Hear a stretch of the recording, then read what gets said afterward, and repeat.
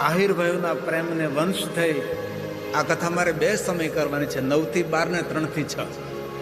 આખો દિવસ ભગવાનની કથા કરવાની છે અને આખો દિવસ કથા સાંભળવાની છે. હું કહેતા નહીં થાકું અને મને ભરોસો છે મારા આહિરભાઈઓ સાંભળતા નહીં થાકે. અને ભોજન પ્રસાદની વ્યવસ્થા તો છે જ અહીંયા. સમાજને એક નવી પ્રેરણા આપનારું આ સુંદર દિવ્ય આયોજન રહેશે.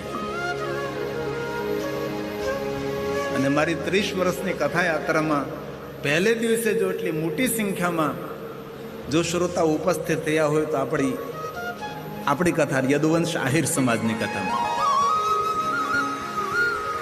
ખાનદાની ખુમારી રખાવટ જેનામાં હીર ભરેલું છે. એ આહિર પૂરા ભારત દેશની અંદર પથરાયેલા છે.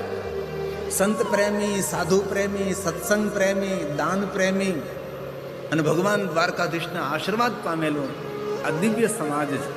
તો આપ સૌની સામે 9 દિવસ માટે ભગવાન મહાદેવની કથા સુંદર સુંદર તમને સંભળાવીશ. દિવ્ય દિવ્ય કથાઓ કહીશ. સામાજિક, સાંસારિક આ બધી જ વાતો આપણે અંશ માત્ર કહીશું. વધારેમાં વધારે મહાદેવની કથા આપણને સૌને સાંભળવા મળે એવો પ્રયાસ